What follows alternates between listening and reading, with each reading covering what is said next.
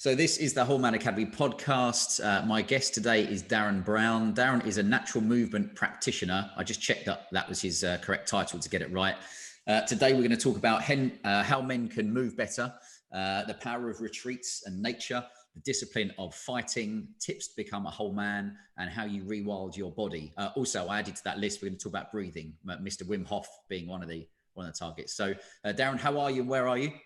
I'm very well, thank you. Thank you for having me, Anthony. It's been a long time since we saw each other in person. The last time was the first Whole Man Academy, actually. So I haven't really seen you, and obviously we've not been able to be in person for a long time now this year. But I'm good. I'm very good. I'm in London, which is actually, for once, sunny. Nice. So yeah, just enjoying the sunshine here in London. Well, that's a good point to start with, as to how we met, because what made you come to the? Because I was trying to think whether it was the first or second event that we did. It was the first one. So first one. Yeah. I was looking back quickly at the photos to see, but why did you come along to it? Well, it's because I know Matthew. Yeah.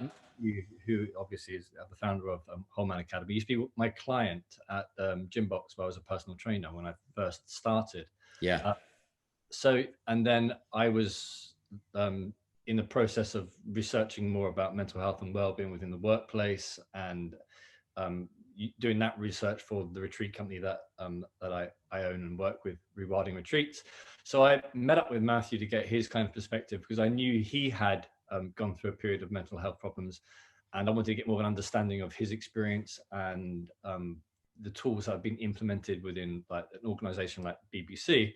And then after my meeting I had with Matthew, then he invited me to the Whole Man Academy to come and meet yourself and participate in one of the panels on the first Whole Man Academy at Soho House. Seems like a long time ago now. It was September 2018. A lot of since then, yeah. It's gone a bit strange since then, to be honest.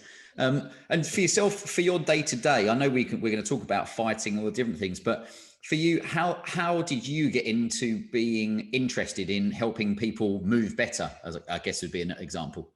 So it's an interesting. I personally was very fortunate. My parents allowed me to explore movement in a variety of ways. So I was a gymnast and a trampolinist at national level and competing in national competitions up until my early teens, when unfortunately I had an accident playing football and dislocated my knee, and that kind of put an end to my career in gymnastics and trampolining. So I had been moving from when I could crawl. It was something that I was doing 4 days a week, 5 days a week, kind of like 2 or 3 hours a day. So quite a serious amount of physical exploration and training from a young age. And then I had the injury, which kind of put an end to all of that. That the hospital said I could continue with doing gymnastics and trampolining, but I'd have to have a kind of a knee replacement by my mid-20s. And I was like, yeah, maybe I'll stop. And that's one of the regrets that I've had, is listening to the advice of doctors. But then I went to drama school after spending a few years of not really moving. And as part of the training as an actor, we spent a lot of time doing disciplines like ballet, tap, a bit of contemporary dance and creative movement and contact improvisation. And I realized how much I missed it and how much it was a real part of my identity. Really have the freedom to move and explore movement in a variety of ways. And then I moved to London in my early 20s, nearly 20 years ago. And I spent a lot of time going to Pineapple Dance Studios. And did Covent Garden. Yep, Covent Garden, the institution that it is, and spent all my time there. Spent really like 2 years like training again in dance, like focusing on the areas that I believed I was needed work on that would help my career as an actor. But it helped me in many ways. It gave me a lot of confidence physically within myself, but there's other things about the acting profession that you can't control. My physicality is one of the things that was a tool and something that was against me. And it just gave me a lot of freedom. And then after 10 years of being in acting, kind of pursuing that career, I decided that I needed to have a bit more stability. So retrained as a personal trainer. Yep. It's an obvious move. Finance, accountancy, I don't know, maybe something like that, but I became a personal trainer.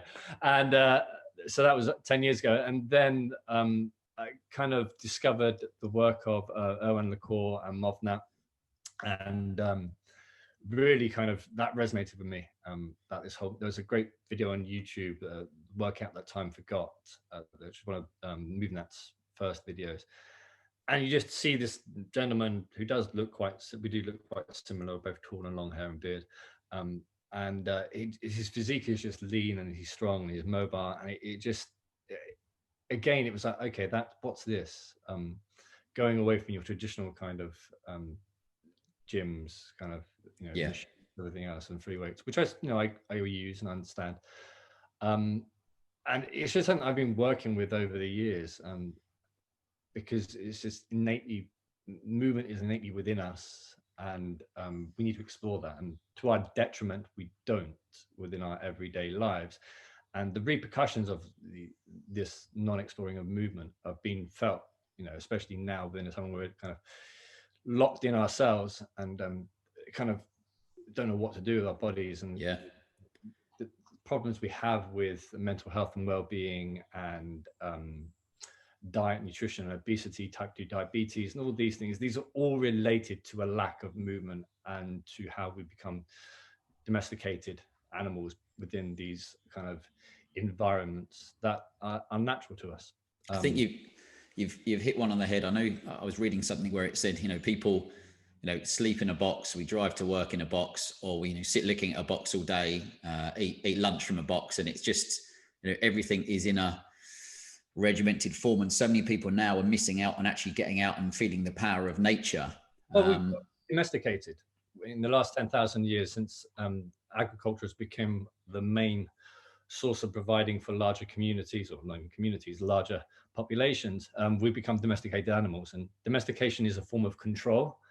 And that's what we are now. We are being controlled by our environments, and by other systems that are part of our natural, or not, our non-natural way of living. And we become kind of desensitized to really what is to be part of nature. Good point. And there's a huge, there is a massive mismatch. We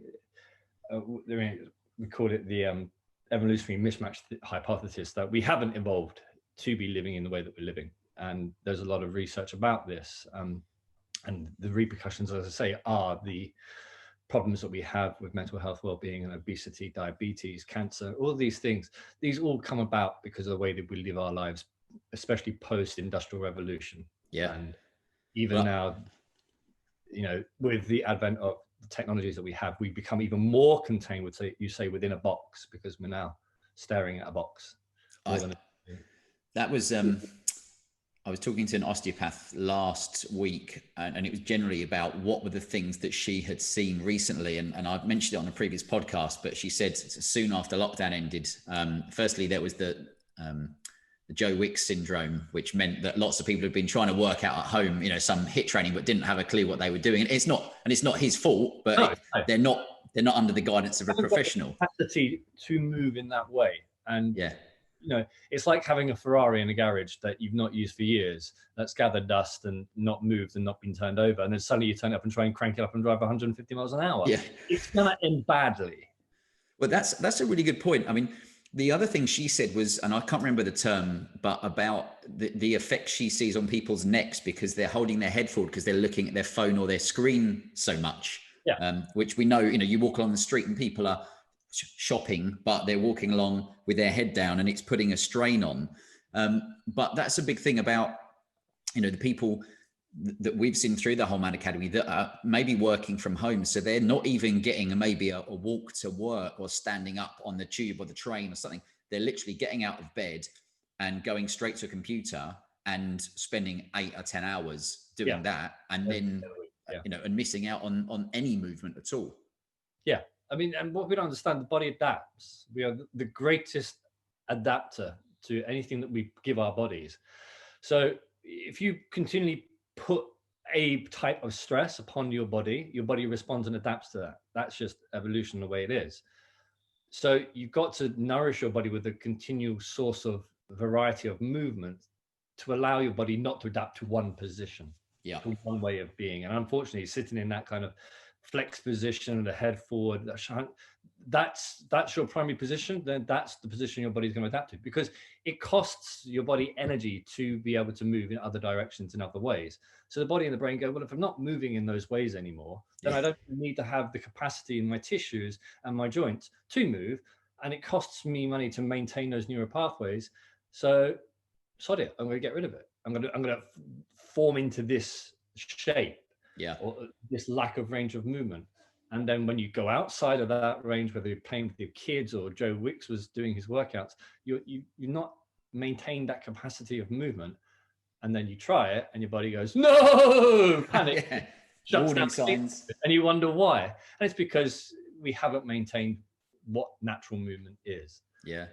And again, to our detriment, we are now suffering from that. So what would you, I mean, knowing so much about it, if a guy is listening and he's thinking, I mean, I know several guys, a lot of them that at the moment aren't moving very much. What would be some of the kind of basic things you suggest they do, either if they're working from home and, or, you know, maybe they are going back to the office now? Yeah. So I mean, it depends. I mean, you've got to look at it and go, okay, what can I do? What behaviors can I change? How can I implement? And we've got to understand there's a difference between exercise and physical activity. Okay. We tend to think that we need to exercise for 45 minutes and tick the box, job done. And that's not the way it works, because then what are you going to do with the other 23 hours and 15 minutes of the day? Yeah. Like, you're spending most of the time not moving. Okay. And the problem is that we think exercise is enough. Exercise is a small part of the greater whole of physical activity. And it's physical activity and a variety of ways of creating physical activities that people need to connect with and bring into their everyday life. There was a study done about the Hadza tribe, and there's been a number of studies done on the Hadza tribe, a tribe of Africa, Tanzania, around there. And they strapped heart rate monitors to them, and they measured their physical activity during the day. And the amount of physical activity they do on a daily basis, whether it be low intensity, kind of very basic aerobic walking and moving, to slightly more athletic, higher intensity, moving bigger loads, or being expressing power through their movement, throwing something. They spend about an hour and a half a day of physical activity, but they don't spend it all in once. Yeah. So if you aim for that, okay, if a good target would be an hour and a half a day, okay. Now, don't give me the excuse you don't have time. Everyone has an hour and a half a day to incorporate more physical activity and movement in their lives. So if you're working from home, you're working 8 or 9 hours, okay, take a break for 20 minutes every hour, okay, and go and move. Get a yoga mat out and just do some movement, or go for a brief walk around the complex where you live or something. Yeah. Okay.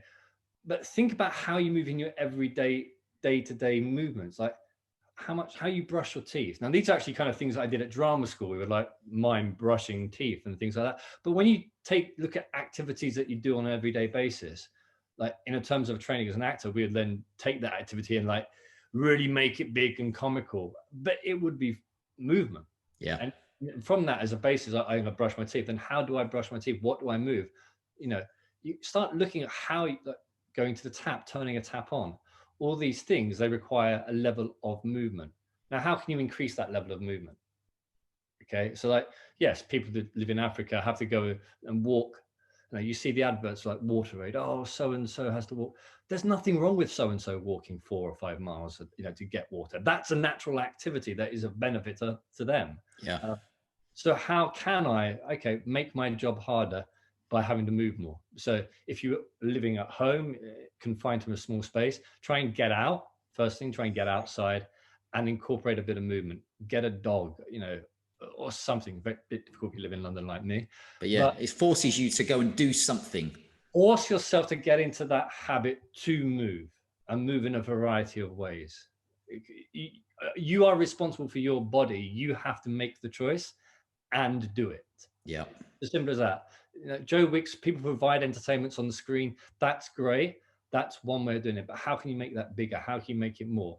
If you are in a position where you are traveling to work, yeah, like if your journey is an hour on the tube, okay, well then why don't you, and it would take 2 hours to walk it, I mean, I live in South London, and a clinic that I work at is in North London. It would be a 2-hour walk. So what do? I get off halfway and walk for an hour. Yeah. So I get the benefits of being outside, getting exposure to vitamin D, which is so important for the current situation. I get to interact with other people around me. I'm challenged. It's not just exercises, movement. It's like the challenges of your proprioception system, your sense of smell, all these things that make us who we are need to be stimulated. We need to be in environments that stimulate our system, which doesn't happen when we're sitting in our office or sitting at home. You need to put yourself out there, and it doesn't have to be like in the wilderness somewhere.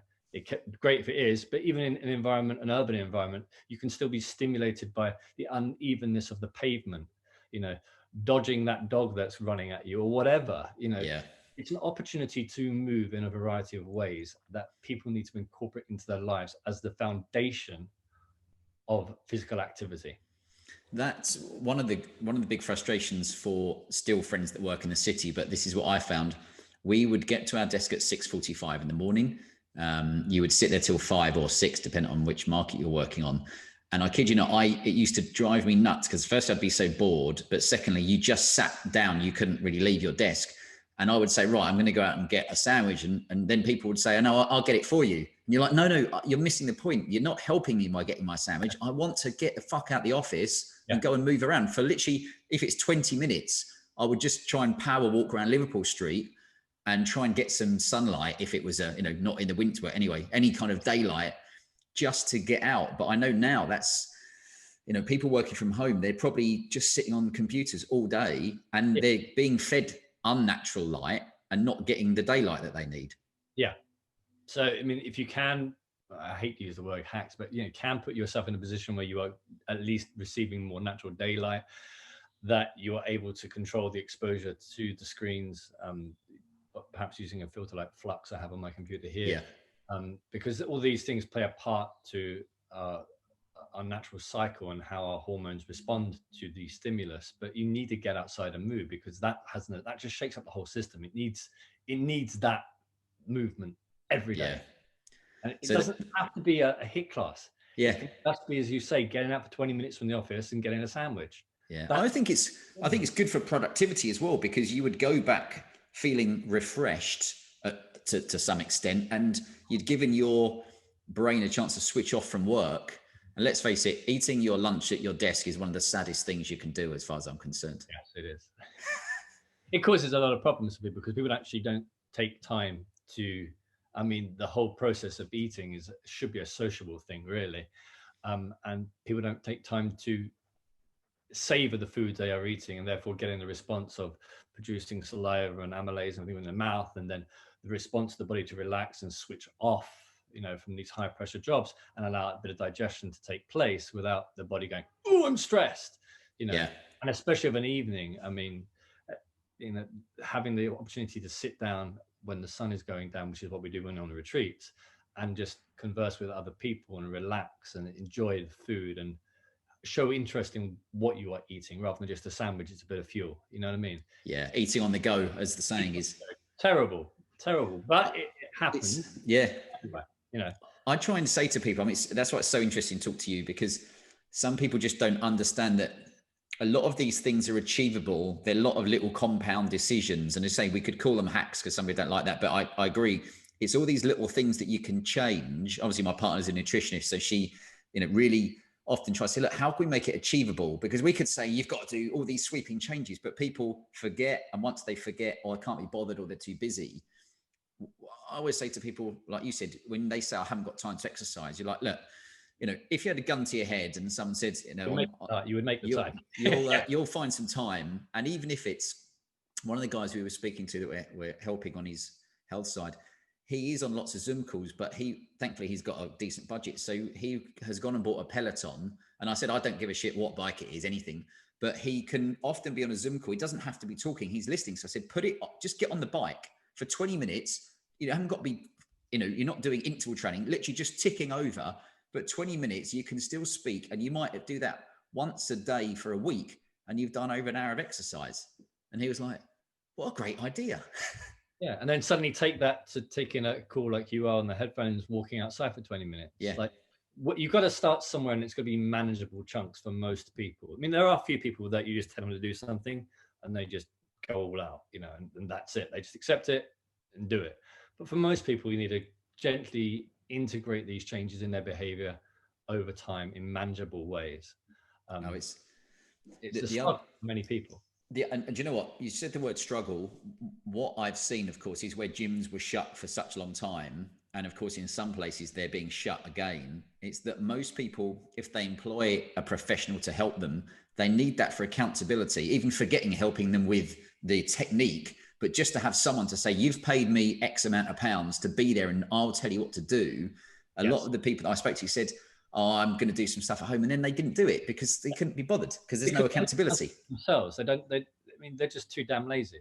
You've got to be accountable to yourself. You are responsible for your own health and well-being, not the government, not your partner, not the company that you work for. You are.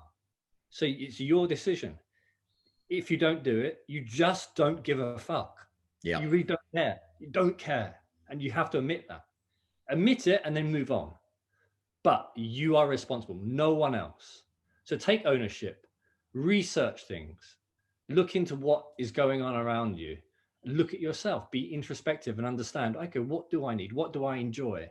How can I make these small changes? Because no one's going to force you unless you do it yourself. What a fucking great speech. I'll be using that on my Instagram. But this is the point. I mean, I know is it Jocko Willink, the ex-Navy SEAL, who's, talks about extreme ownership. So many people have been conditioned to be lazy, and now you press a button and your food arrives at your door. You press a button and you get anything you want delivered to your door. So we're innately, that's why people at the moment struggle to even go to a demonstration about COVID, because it's like, I'm gonna have to get up and actually get out and it might be a bit chilly. Because domesticated, we just, when we're domesticated, we just consume. It's brought to us. If you think about, unfortunate industrial agricultural system that we have, when you see these videos of cattle or whatever, that they're just, the food is brought to them and they're contained within. That's us. Yeah. That's us by Deliveroo. That's us with how we behave, and that's not natural for animals and not healthy for them and the ecosystem that they are part of, or for us. We are part of the same ecosystem. We can't separate us from them. But in our arrogance, we have become separated from that, and we believe that we have more knowledge, we have understanding because we have three thoughts and we have the ability to think for ourselves. But most people don't. They don't apply what we have, the opportunity to do that, and therefore they make bad decisions. And society in general makes bad decisions in the guidance that is given by governments in terms of nutrition, health, and well-being, and they don't look beyond that.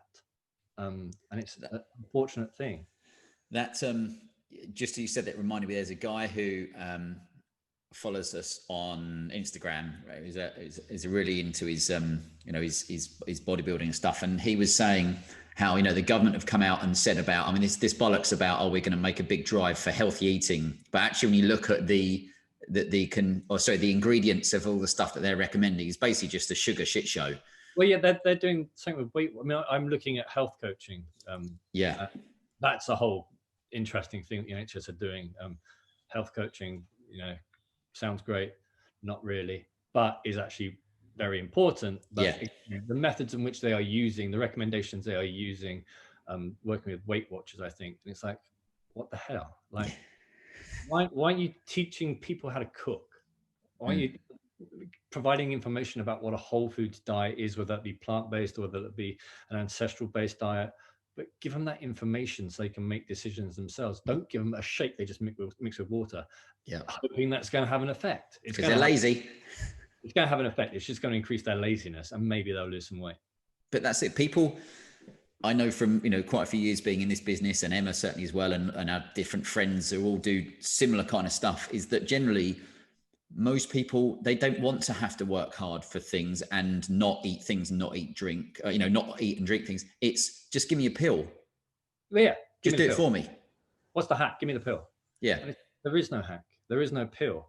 Like, one of my favorite podcasts is Non-Profit Podcast, which is done by Mark Twight and Michael Blevins, who Mark Twight was the founder of Jim Jones and who I had worked with years ago.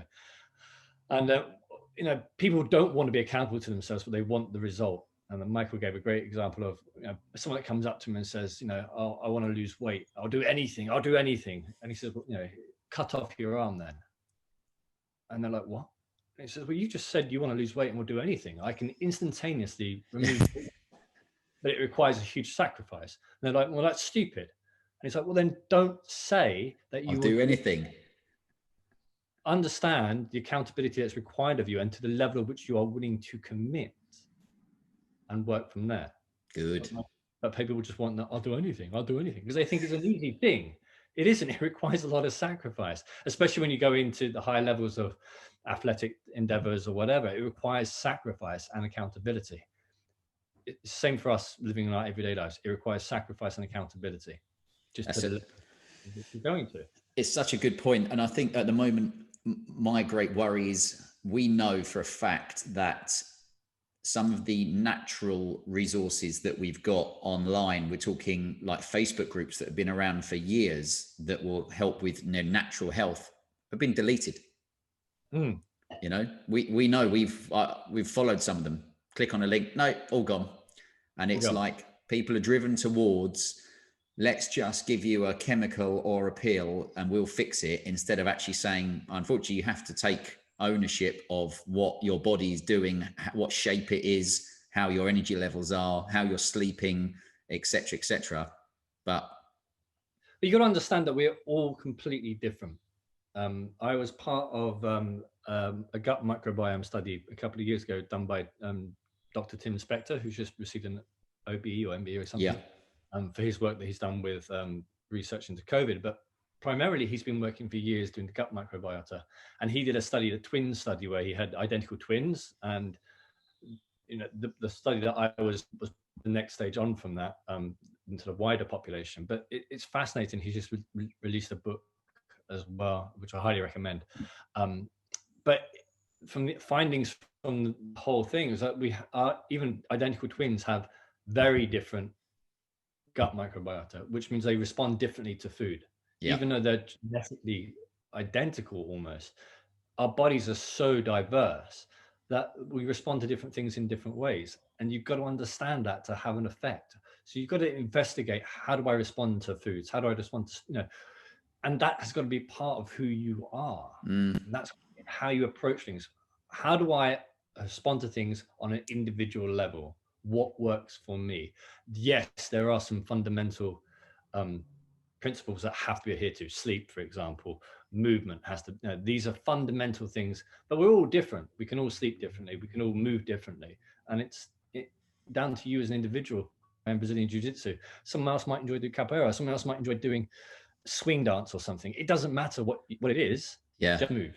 Well, let's talk about fighting. We're all fighting in life, whether we like it or not, but fighting what we want, fighting for what we don't want, etc.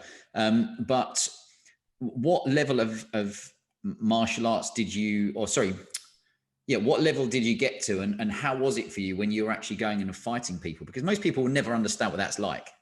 Yeah, because most people understand that it's innately, for men especially,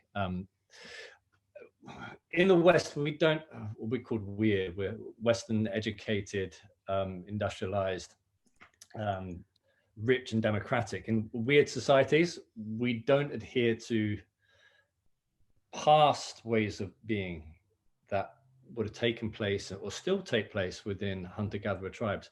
So I think one of the biggest problems that we have, especially within for young men and mental health and well-being, is that we don't have a rite of passage.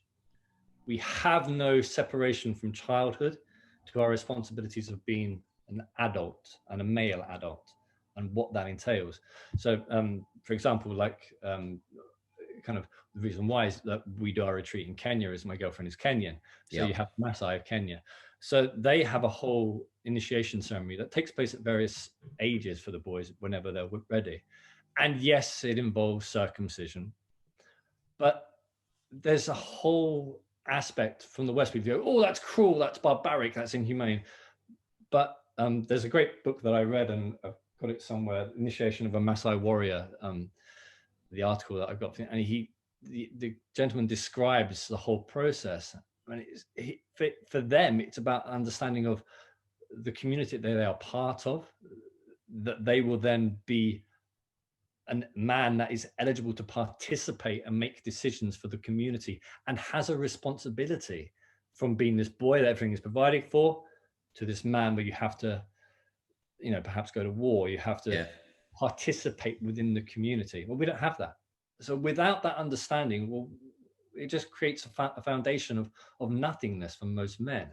And the beautiful thing about martial arts, and especially disciplines that I do, I will favor them always, because they are more combative. There are martial arts that come from the East, which are more kind of movement dance based, I would say, are very beautiful, very athletic, but they're not combat based. I prefer Muay Thai, which obviously comes from Thailand, or you can go to Myanmar and do even worse, where you have headbutts as well and no gloves.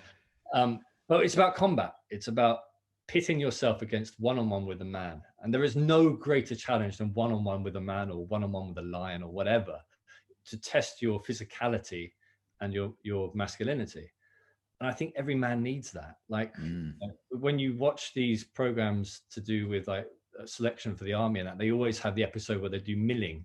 Yeah. Everyone's like, glued to it. Like, it's horrific. Like 1 minute of milling all out, everyone should do it. They should bring it into schools, as far as I'm concerned. Every year, 1 minute milling, settle differences. Like every year, doesn't matter. Yeah. Because it's a primal, innate part of us, that expression of our physicality that can be controlled and explored in our everyday physical activities and movement that we should be doing. But in the arena of one-on-one, you get the greatest moments of peace I've had is when I've been in the ring, especially in Thailand. Like, my brain's picking up all these kind of sounds, and the commentator like taking the mick out of everything, and all these people like yelling and screaming, and it's just me and the opponent looking at each other and thinking, one more round. And you just think, what the hell am I doing? Like eating 10 belts of shit out of each other. Why? Yeah. But you're like, that's okay. I'm okay with that. He's okay with that. Yeah. Okay, this is a good thing. And there's a moment of peace and realization and connection to yourself. And you're like, okay, yeah, this feels right. I think there's such a, it's great to have the ability. I remember reading or listening to someone that had been taught as a second gen from like Bruce Lee, and he was at an event I was at, and he was talking about how Bruce Lee, and forgive me, I forget this wrong, but he could literally kind of do a Bruce Lee, cry out loud, because switch his adrenaline on and then switch it off again. And he took us through it. And he said, one of the most powerful things as a boy or as going to a man growing up is learning how to, and his point was not just defend yourself, but also defend others if you need it about you, and be able to have that about you, which I hate to say it. Well, I don't, because it's a fact. I think so many young men now are growing up a bit pathetic because they're just looking at their phones all the time and God knows what. But, being able to dance in that arena and actually get hit in the face and react to it and stay calm, I think is one of the most powerful things you can have. Well, it's interesting, the point that you made about the ability to switch it on. It's the ability to control and have an understanding and acceptance of that control. Now, I don't know if you're aware of this. In the UAE, for example, Brazilian Jiu-Jitsu is their national sport. Oh, right. No. So especially Dubai. So you have the Dubai does the competition every year, but it's become their national sport. And since 2008, they have had it as part of their curriculum. So all the boys do Brazilian Jiu-Jitsu. Okay. And there was a long-term study, I think it's just been released, but it was kind of finalized in 2015, 2016. And they've said that, there's a direct correlation between the behavior of these boys and their ability to moderate their behavior and have self-control. And it gives them so much more expression of, I can do these things. And that's the first time that study has been done. I really recommend people read it, because it's like, it has a great benefit to society as a whole. Because suddenly now you've got these individuals who, especially in Dubai and that, and Abu Dhabi, they do Brazilian Jiu-Jitsu as a combat sport rather than martial arts. So it is to compete. Yeah. To go one-on-one in a competition arena, which is horrible if you spar with kids because they just want to break your arm. Getting ripped apart by these little kids, what the hell? You're like, ah. But they can control it, and they know within that environment it's acceptable at the right time within that environment, and then it helps their ability to self-regulate their behavior accordingly to the situation. I think it's brilliant. We don't have. Where we have that in the West, we don't. So there's a lot to be learned from doing a disciplined martial art or a disciplined movement, like I said, like I did gymnastics and things like that, where discipline is required. There's a huge amount of sacrifice is required, because then you learn to control yourself and learn to understand what you are capable of doing and all the benefits of that. And yeah, I mean, I fought in Thailand a couple of times. I really want to go back and fight again. I used to fight over here like every month, like just on amateur shows, because I'm not getting paid enough to get knocked out. Yeah. So, but I still want to get in the arena and do it. And I took up Brazilian Jiu-Jitsu kind of November time last year, so I've only been doing it for a few months. I'm just a one-stripe white belt, but I love the complexity of movement within that, and the systems, and developing, understanding your body type and the advantage that you have for your body, and finding your way and your path through things. It's self-exploration, and very little is left out of doing a combination of Brazilian Jiu-Jitsu and Muay Thai. You know, I can kick you in the head and I can take you to the ground and shake you out. It sounds like a night out down in Maidstone when I was about 18. Oh, we love Maidstone, or down Amadeus in Rochester. Yes. Yeah, I spent, I know, well, from 7 years old up till I was about 20 living in Maidstone. So I saw plenty of the windmilling side. But do you know what? That's interesting, because you said, you know, when we watch, you know, SAS Who Dares Wins, and they make them, as you say, put boxing gloves on and fight against each other. What I don't think people realize is it's exhausting very quickly. Now, you know, I've had one or two huge rush of adrenaline, and we're not to dealing with adrenaline, and then you get that adrenaline, you get the adrenaline dump. And I know sometimes after a fight, I'm like, oh my God, I can't move. Like, just pass me my beer. Like, recovery beer. Rehydration. But it's a natural, that fight or flight system is a natural part of us, and we need to be stimulated and need to be able to control and understand what our body is capable of doing. And when you get that adrenaline dump afterwards, you're like, oh gosh, it wipes you out. So what if a guy was watching and thought, do you know what, I would like to you know, take up something that's, and I hate the word self-defense classes, because that reminds me of something in your village hall where, you know, you've got a pepper spray with you and stuff. I do jiu-jitsu in a village hall, so you know. Oh, it's but for me, it's like, what would you say in your opinion, would be a good one for him to go and look for a class? What would he be looking for? Well, kind of think about what you did as a child. Like, did you do roughhousing as a kid? Like, I spent a lot of time rolling around, wrestling with, you know, outside, pissing around with other kids and playing football and playing. Like, if you enjoyed like rugby, most of us did, especially in Kent, we did rugby, especially went to a grammar school. You know, if you enjoy that physical contact, and you know, if you're part of the pack, and you know that aspect of that sport, then okay, I enjoy rugby. Maybe I would enjoy wrestling or form of grappling or so. So perhaps, but if you prefer more fluid movements, or the idea of kicking or punching or boxing or whatever, then explore that. What are your interests in how to move? How would, if you were put in a position where you had to, would you want to go to your back, and would you feel comfortable on your back and scrambling on the floor, or you know, what would you enjoy doing? And look at those disciplines that kind of feed into that, your bias. Find out what you enjoy. Don't force yourself to do something that you don't enjoy. And that should be for any kind of exercise or physical activity. Don't do something you don't enjoy. Do the thing that you would enjoy.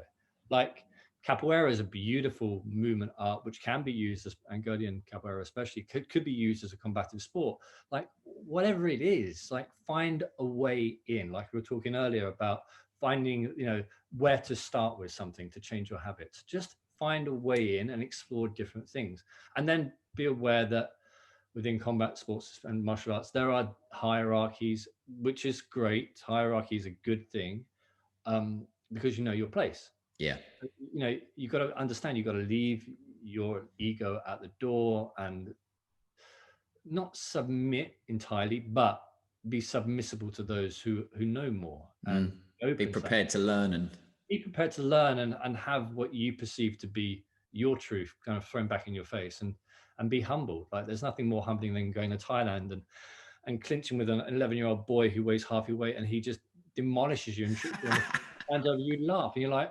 why? My life is over. Yeah. What have I become?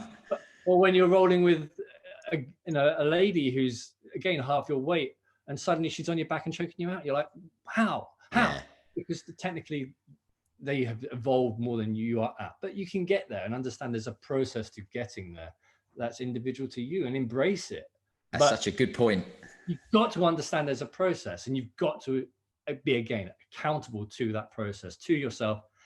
And the beautiful thing about things like martial arts, like Brazilian Jiu-Jitsu and Muay Thai, you become part of a small tribe and community. And that's a very valid connection that we no longer have. And that's so vital now to us, for many people who are, as we say, in their box, on their box. That you said the word community. It's we're gonna change subject slightly and talk about retreats, which is dear to my heart, because I know how powerful they can be.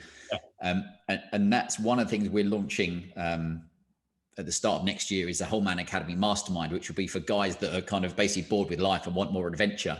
And what we want to be able to do also is have, experiences, because often I always say, I want you to get to, any man to get to the end of his life, end of each year, and not be like, yeah, I went to the gym that week and then the gym that week and then I did this. It's like, what can you remember that you did? I went here, I did that, I did something exciting. And retreats are one of the big things. So tell us about the rewilding retreats and how you kind of not just obviously got involved, but how you've helped develop it. So kind of rewilding retreats, 4 years ago, we went traveling around Southeast Asia. We lived in Thailand for 6 months. That's where I trained and fought. And then from our base in Thailand, we traveled around the Philippines and Cambodia and everywhere else. And so we went to some lovely places like Bali and Lombok, and everywhere we went, I had a beach. Kat, my partner, she was like, nah, the beach isn't very good. I'm like, my boy from Kent who went to Margate and Wicks Syndrome. Yeah. Canberra Sands. Yeah. But yeah, these lovely beaches inside, and then the cat's like, no, the sand's not good. I was like, well, what is this? She's like, oh, when you go to Watamu in the east coast of Africa, like the sand there is like powdery white sand, and it's beautiful, and the oceans. I'm like, yeah, whatever. Like, okay, like I don't believe you. And then I went to Watamu with the cat a couple of years ago. And I was like, oh, right, different level. There is a level of sand. Who knew? Yeah. But again, it's just the world is an amazing place, and unfortunately, we're destroying it. But retreats, when you go to these unique places, you get a sense of how you're part of a bigger ecosystem. You're not separate from it. So we came up with rewilding retreats, starting in Kenya. I mean, long term, I would like to take it out to other places that we had been to. The Philippines is a great place. We were fortunate enough to do a boat trip there on a traditional wooden sailing boat. Lovely. And you go to these kind of Robinson Crusoe islands, and I'd love to do that. And they had a biodynamic farm and their own pigs and stuff like that. So really bring different experiences of what rewilding and being part of nature could be. I mean, when you go to Kenya, especially, we do it in a place called Watamu, which is on the coast of East Africa, and it's the Indian Ocean. It's just stunningly beautiful. And the accommodation that we use is called Tree House, and it's just this big kind of structure that's part of the trees and everything else. So you have all the monkeys come in at 4 o'clock and shit on the floor and turn your water over, then bugger off laughing because it's what they do. But it's when you're there, you become very much connected. I mean, especially with Kenya, because it's so close to the equator. The sun comes up at 6 and goes down at 6. Yeah. You have that 12-hour period, and midday is the brightest part of the day. So you become in tune to your circadian rhythms, your natural way of being. So you wake up naturally before the sun rises, and Treehouse has no windows, or so the sun just comes straight through. And then when it gets dark, you start to feel tired and you start to want to unwind. And it's an amazing. It's like when you go out of London. Like when you're on the train, you get out of London and past the M25, and suddenly you just go, oh. Yeah, I know exactly what you mean. But imagine that tenfold, because when you first thing that happens when we pick up at the airport, that you come and you take your shoes off and you never put them back on again. Like suddenly you're around barefoot, like you can feel the textures of the surfaces that you're walking upon, and you can just see the trees and you can see nature, and it just like automatically you just go, ah. And you lose concept of time because all you have is light and dark. So you don't, these kind of constructs that we create within the West don't exist when you're checking Instagram and there's a joke about Kenya, like it's called Kenya National Power and Darkness. Like sometimes, especially in the coast, the electricity cuts out. Well, what are you gonna do? Yeah. Just when we were in a place called Lamu, that's what happened. We had no electricity one night, so we just sat there with candles. Like we had dinner and we sat candles and played cards and talked. Lovely. We had no access to the internet. What does it matter? And that's the beautiful thing. And when we go, especially when we go on, because first part of the retreat is on the coast. Yeah. Then we take them to Tsavo, which is one of the national parks, on safari. So they sleep in tents, and where the one that we have, it has a kind of watering hole very close by. So the elephants come to the watering hole, and so do the other animals. So like the Askari, the Maasai Askari will say, if you want us to wake you during the night, if animals come, we will wake you. So the last time we were there, like during the night, a leopard came past and went to the watering hole. So they woke us up, and we're just watching this leopard from the watering hole, which you'd very rarely see. And you're like, okay. And it kind of just puts you in perspective. Like when you go to places like Africa, actually the day before we traveled to the safari, we said, look guys, this is going to be a long journey. This is going to be like 6 or several hours in the heat. And they were like, I didn't realize it was that big. Like, the continent of Africa is huge. You can't get the concept of the scale of it. But when you're out there and you see the concept of, when you're in Tsavo as well, you can see Kilimanjaro, which is actually nowhere near you, but you can still see it. And you're like, I really am quite small, and insignificant. And as part of the retreat in safari, we have the option of doing fly camping. So they just pitch up a little tent and you just sleep out under the stars, and nice. A couple of guards on open fire, hoping no lions or anything come to you, because they could. But you're like, okay. But this feels good. Yeah. I'm safe. Like we can run. I think everybody at the moment could do with, a taste of that. And even, I know you said about, not having internet. What a dream if someone could press a button and the internet turned off for a couple of days. That happened in my childhood and yours. It never existed. Yeah. We still have the benefit of hindsight and remembering what it was to not have the internet. I think we got the internet the last week when I was at school, and like, porn, yay! Yeah. What's this thing? What's going on? 10 minutes for it to load up, but it's complete. To not have that stimulus is such a great tool to be able to use, and it's so important within urban environments to try and 2 hours before, if you can, just not be on your phone, on the computer, because it affects the circadian rhythms that we are natural to and require for our bodies to function. And that, if I'm not mistaken, is your circadian rhythm is the 90-minute blocks of sleep that you would have as well. How we sleep, we kind of can be sporadic in our sleep. We don't have to sleep 8 hours. But again, when you're in like environment like on safari, sleeping under the stars, you probably wake up like something will wake you up when you've gone through those periods of deep sleep, and you come out, something will wake you up, and you open your eyes, and maybe you have a drink or whatever, and a quick chat, and you go back to sleep. The idea that we sleep 8 hours, 9 hours flat out all the way through is not the case. Especially if you're living in small tribal communities, people would be, having sex and eating and talking throughout the night and on guard, and there'd always be activity around you. It'd never be on your own. Silence, that's what we create in our little boxes for ourselves. It's so interesting to talk about, because I was trying to think then, my question there would be to the person, the guy that's listening, and there's women listening as well. 27% of our listeners are women, which is interesting. Good effort. But most of them might be thinking, well, especially at the moment, I can't go anywhere apart from, maybe to your local woodland or something like that. So how could you rewild yourself whilst you're at home? And I know you've just said maybe it's to switch the things off before bed, don't have the artificial light before bed. What other things can they do? So trying to remove those kind of blue light stimulus from screens, the foods that you eat.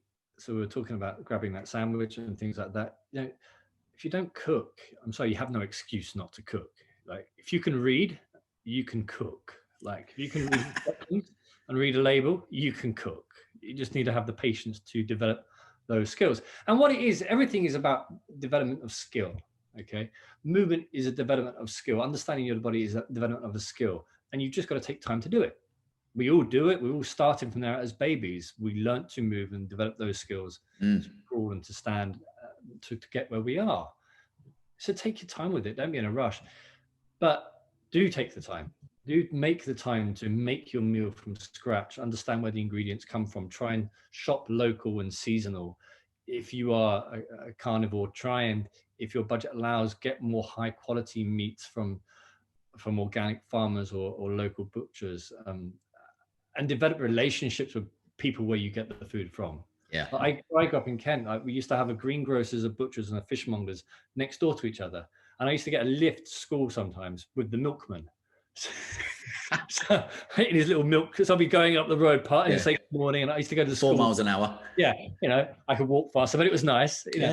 But you would say good morning to these people and develop relationships with these people. Again, the idea of being part of something bigger than just you in your little box. Like make relationships and make connection. Talk to people about, well, where do you get the food from? Okay, yes, you can get your food delivered. There are some great food delivery services like Able and Cole, River Food, and Field and Flour do amazing meat delivery. Yeah, we used to have them when we lived in Kent. Yeah, there are. And if it's available and you want to do it, but try and make the effort, because if you've got to break your day from the day in the office to walk, we've got a really good butcher's in Herne Hill. Now, if I've got to walk 15 minutes to the butcher's and 15 minutes back, that's half hour done, but I've got my food and I've made connections with people. Yeah. So I'm killing many birds with one stone. And just make it, again, part of your habits in your life.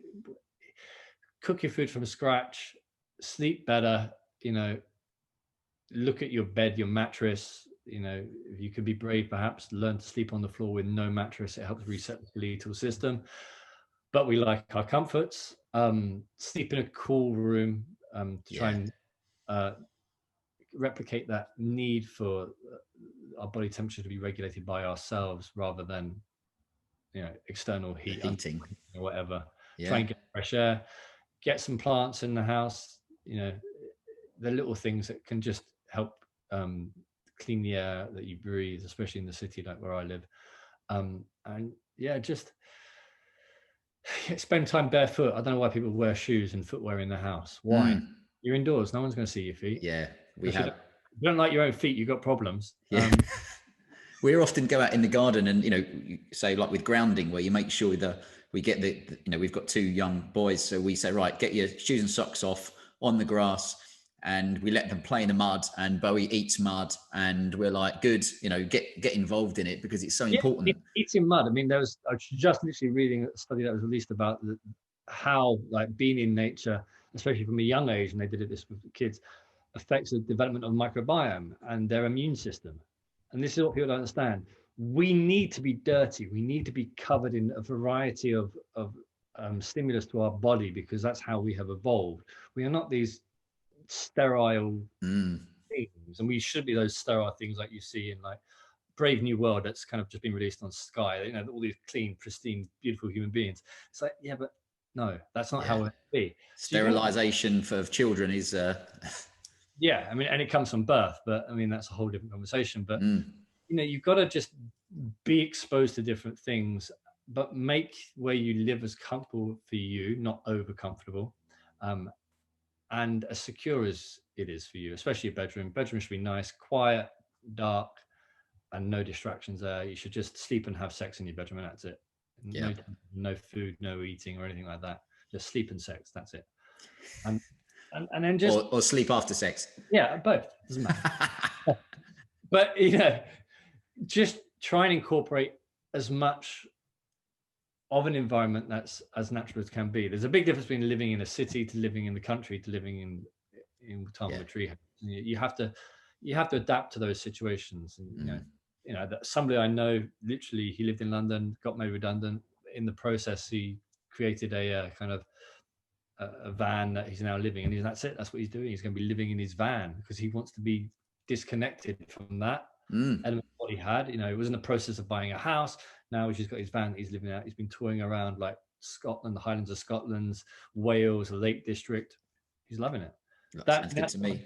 That's one who's gone to the extreme, but that's what can be done. So find a starting point, as we said, for all this. Find a starting point and gradually introduce things bit by bit to make your environment as natural as possible. I'm not saying get rid of your TV and get rid of your chairs and get rid of your sofa. If you want to, by all means you can. Spend more time. We're talking about office workers. Currently I'm sitting on the floor on a cushion, but we don't spend enough time sitting on the floor. So reconnect with ground living. Like if you're spending 8 hours a day on the computer at a desk, there's Katie Bowman has done a great thing about sitting and that.